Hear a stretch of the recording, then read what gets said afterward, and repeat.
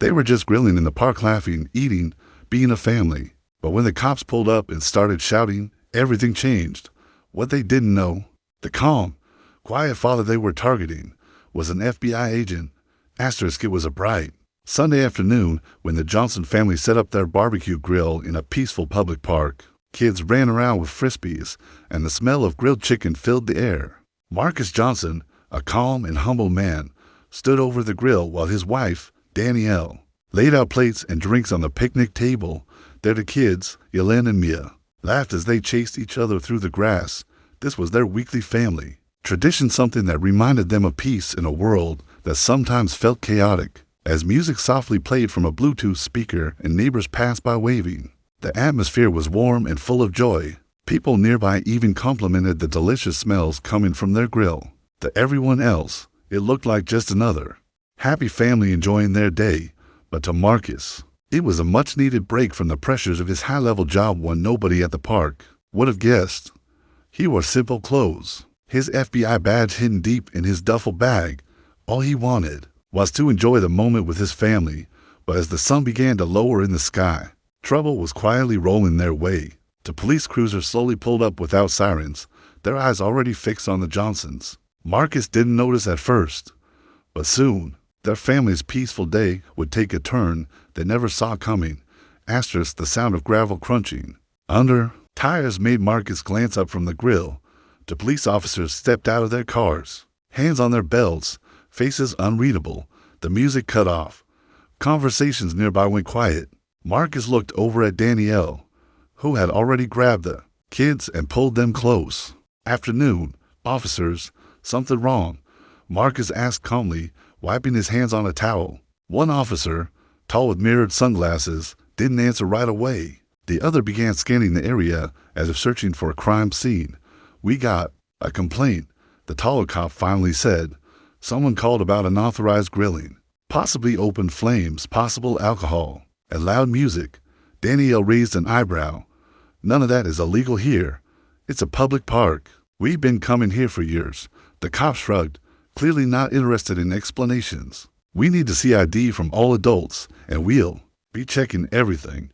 Asterisk, a few bystanders started filming with their phones. Sensing something wasn't right, the kids clung to their mother as Marcus gently stepped forward. Look, we're just having a family barbecue. No alcohol, music's off, and we're not breaking any laws.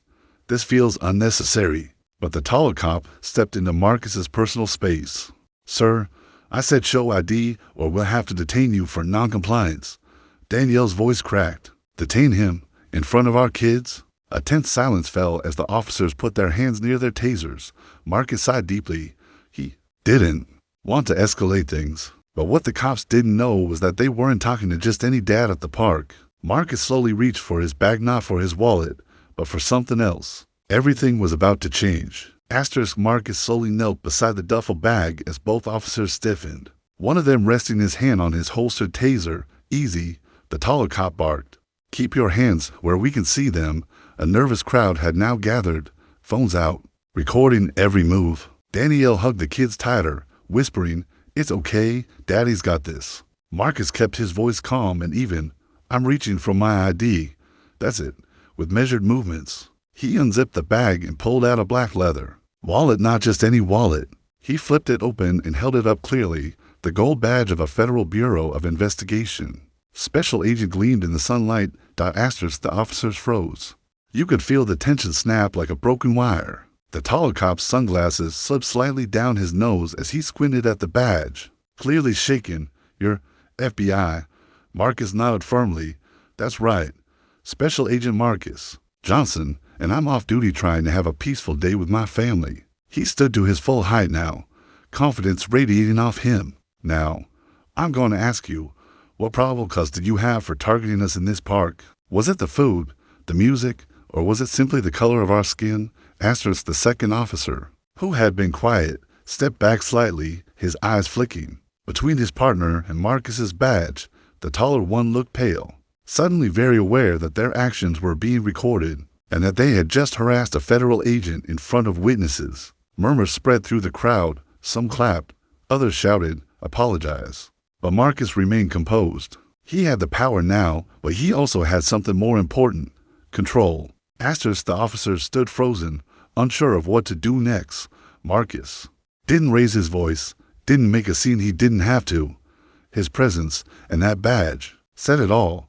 "I suggest you explain yourselves," he said calmly, yet firmly, "because you just harassed an innocent family and tried to intimidate me in front of my children, and every second of it is on camera." The crowd began to murmur louder. Some people shouted, "Shame," and they didn't do anything. The taller officer glanced around nervously, clearly realizing how badly they had misjudged the situation. Asterisk, Danielle stepped forward now, her voice steady but filled with emotion. "You didn't even try to ask politely. You assumed we were doing something wrong because we're black. That's what this is really about, isn't it?" The shorter officer opened his mouth, then closed it again. He had no words. Marcus looked at both of them. "You see this badge? It doesn't make me more important than anyone else in this park, but it does mean I swore an oath to protect the rights of every American. That includes me. That includes my family." Asterisk, after a long, tense silence, the taller officer finally muttered, "We apologize, sir. We misunderstood the situation." But it was too late for words to fix what had already been broken. Marcus leaned in slightly and said, "Next time, don't assume. Just treat people like human beings. Start there." Asterisk, the officers backed away, embarrassed and exposed. The crowd erupted into cheers and applause as they left. Some strangers walked up to the Johnsons, offering support and hugs.